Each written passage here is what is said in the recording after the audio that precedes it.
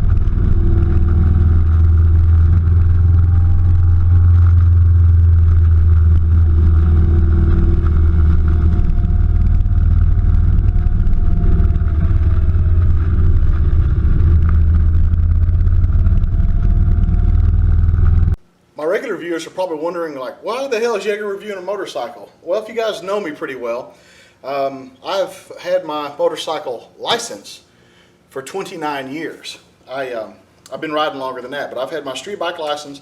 Got my street bike license when I was 14, the 125cc license, and I've had a Class M endorsement ever since, and I've had a bike virtually every day since. And been plenty of times in my life that a motorcycle was my only transportation. Now, what makes, like, people talk about biker this and motorcyclist that and all, and I don't really know what all the genres are about. But I'll tell you this, that I ride a motorcycle, and if I'm planning on riding my motorcycle, I ride it that day. I don't care if it's raining when I get up or cold or whatever the case may be. I have found my limit as far as riding in cold weather and stuff like that, but anything below about 35 without a cold weather suit and or electric heating is not good for me. But I have ridden down in the 40s, low 40s, and 39 is the lowest I've ever ridden without heat, and that's all I wanted to do. But I wanted to review this motorcycle because I'm excited about it.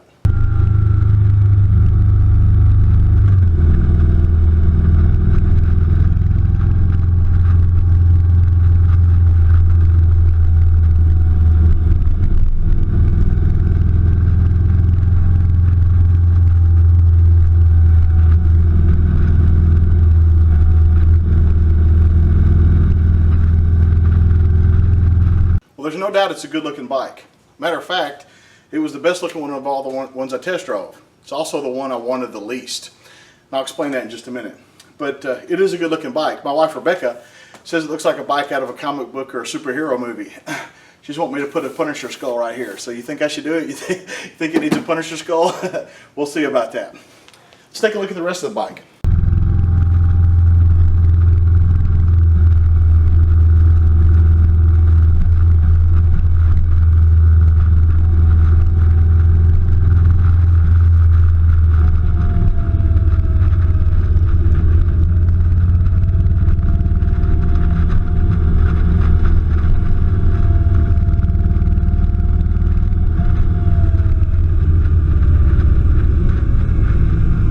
This is typically the ugly side of the motorcycle. And what I mean by that, most of the time when you see glamour shots of motorcycles, it's on the side with the pipes. But as you can see, this bike looks good, even on this side. Again, the flat black looks great on it. I'm not a floorboards guy.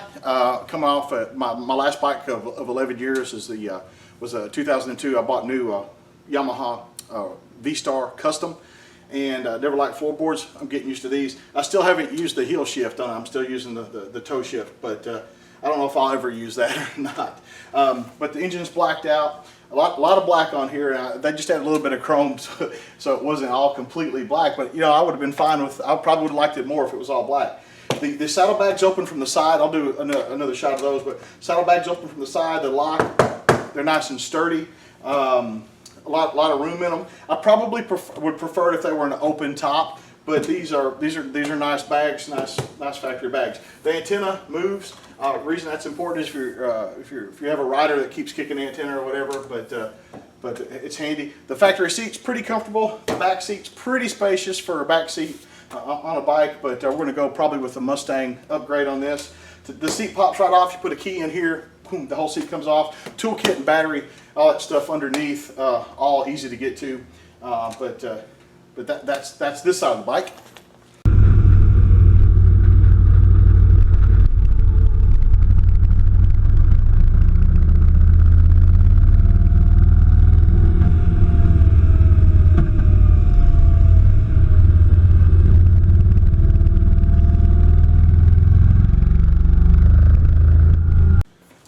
Here's the money side of the bike. The front fender is nice and fat. I like it. The chrome pipes. I might have these pipes powder coated if I can. I think that's possible. If not, I might wind up putting some black pipes on here. I don't know, but this is the driver's side of the bike, and again, the floorboards are the floorboards, but everything else I really like a lot.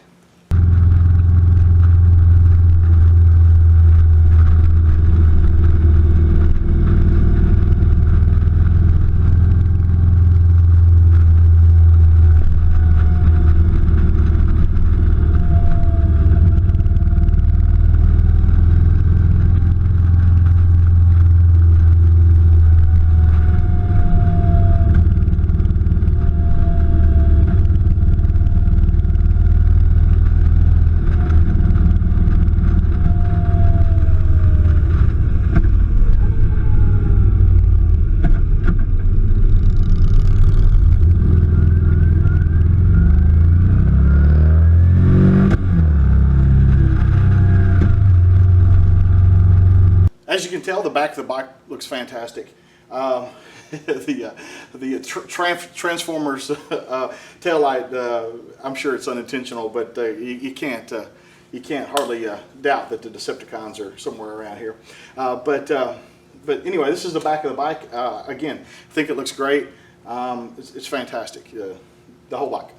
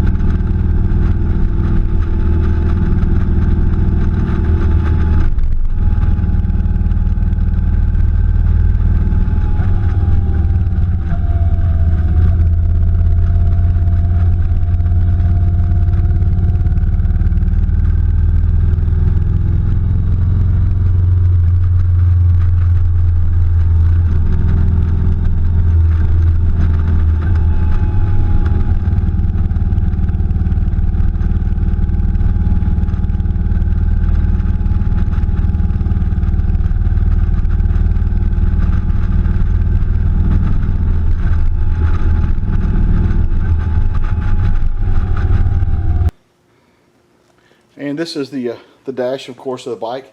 The display is easy to use. The controls for the radio and stuff are over here. Standard lights and horn. This side's a little different. It's got hazards on it. I've never had hazards on a motorcycle before. Of course, starting off, but then it's got for the toggle for the display here for your trip meter and stuff like that, and then the cruise control on and off, and then the adjustment set point and all that stuff right there. So that's kind of unique. I know Harleys are kind of like this, but the dash is pretty cool, especially at night. It lights up red, but that's it on, and you can pull the key out. Now if you need to go to the saddlebags or open up one of the compartments over here, and you can turn it back off without the key. So I usually just turn it on, start it, turn the key back off. It's got a couple of what would appear to be waterproof, because I didn't get any water in them, spots, little points for your sunglasses or what have you. And then let me see if I can show it on camera.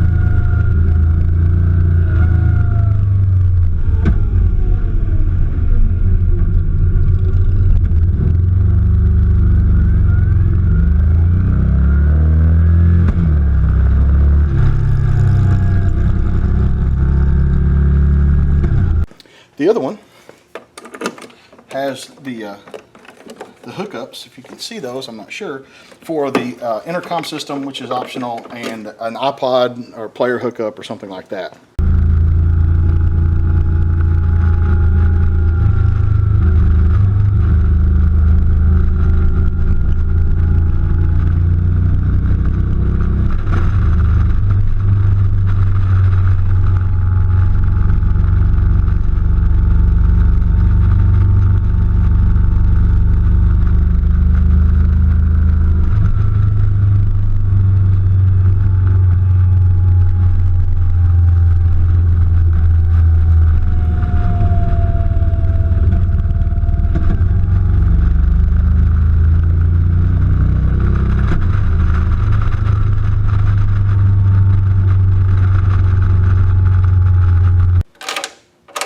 The gauges are easy to use. They're laid out well. Again, backlit red, which is pretty cool. Temperature gauge, RPMs, mile per hour. The only thing on the mile per hour, and this is little, it's the big numbers are 20, 40, 60, 80. I wish the odd numbers were big and the other way around. Then it's got a fuel gauge, and the fuel gauge is pretty accurate, but on the display up here, it's got a clock, which you guys ride a bike, that's having a clock up front's great. Range, that lets me know about how far I've got left on this tank of gas. And then you have the trip meters over here. You can toggle through the total mileage or the mileage for the trip, and stuff like that. So I got 369 miles on here so far. Range, and then I toggle it, and then this tells about the average gas mileage I'm getting, and I'm getting on it pretty hard. So 38 is better than I expected, but it probably does 40 something, 42, 43 if I'm babying it, but I don't do that. Gears, 1 to 5, and then an overdrive.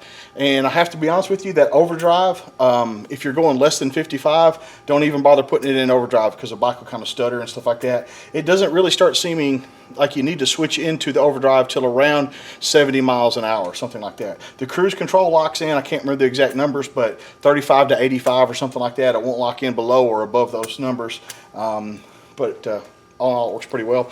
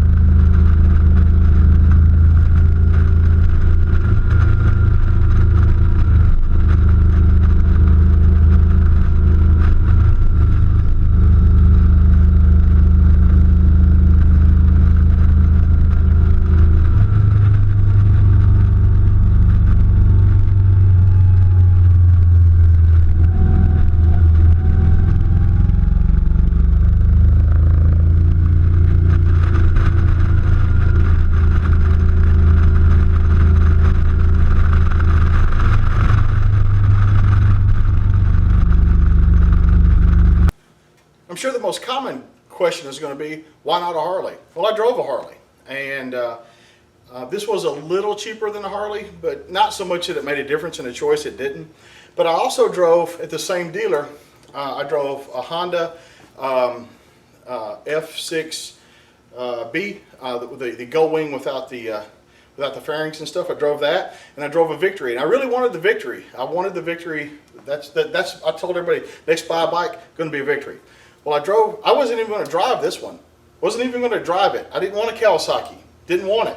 And so when I looked at the bikes. This was sitting in the showroom. I didn't want a Kawasaki, but I looked over at it. This was easily, of the three, the best looking bike. In my opinion, the best looking bike, with the Victory being probably second. And so I drove the Honda first. What a great bike. Smooth, fast, heavy, but balanced, with every electronic accoutrement you could ever want. The problem with it is, it was smooth. And what I mean by that, through the gears, yeah, I know, sound effects are awesome. And it just wasn't like riding a motorcycle. Then I rode the Victory.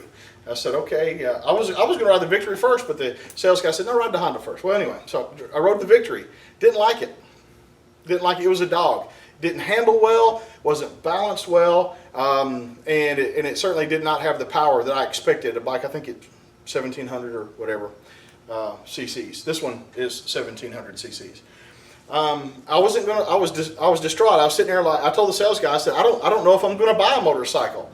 And he said, all right, look around, let me know if you need something, you know, whatever. And so he walked away, and I walked around. I kicked the ground a couple of times, and my wife, who was with me, liked this bike the best also, said, why don't you drive that one? And I said, I don't want a damn Kawasaki. I don't know why.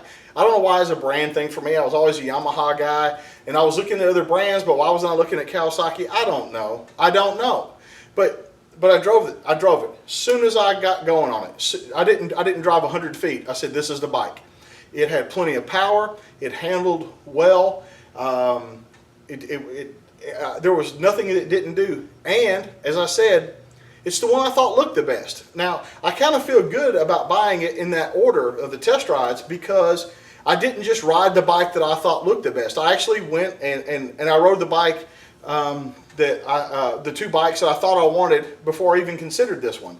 And I'm really glad I rode it. This bike was better for me than the other two. Now, where does it fall in price? It was more expensive than the Victory, and it was cheaper than the Honda, so right in the middle.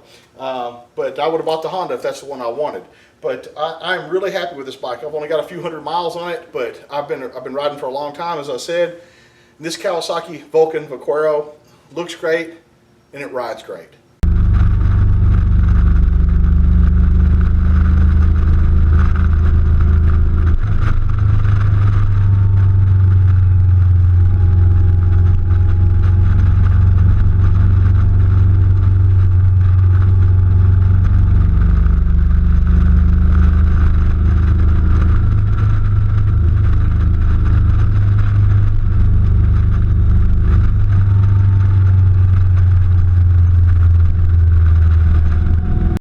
One last thing.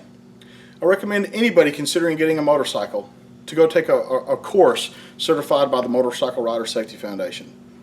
Over 90% of accidents on motorcycles involve self-taught, which in my opinion means untaught, uneducated riders. It hurts. Having a motorcycle wreck hurts. I had one when I was 16, car pulled out in front of me, yada, yada, yada. I encourage everybody, if you buy a firearm, what do I say? Go get some training. I'm telling you, if you buy a motorcycle, go get some training.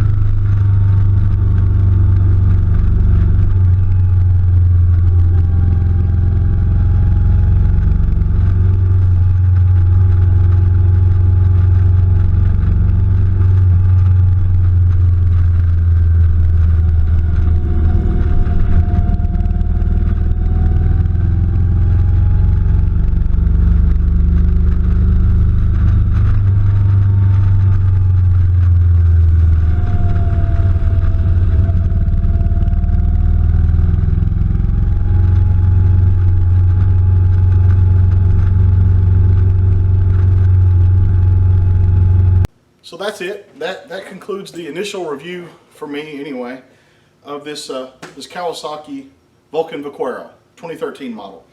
I'm enjoying the shit out of this bike, and I've got some other stuff coming on the bike. I got some stuff from SOE for the saddlebags, some stuff I think you guys are going to find real interesting, and wish me luck on the new bike. And next is a new helmet, because my other bike was white. I had a white helmet, and it clashes with this, so that's next. This is James Yeager for Tactical Response, reminding you that your responsibility to be ready to fight or ride never ends.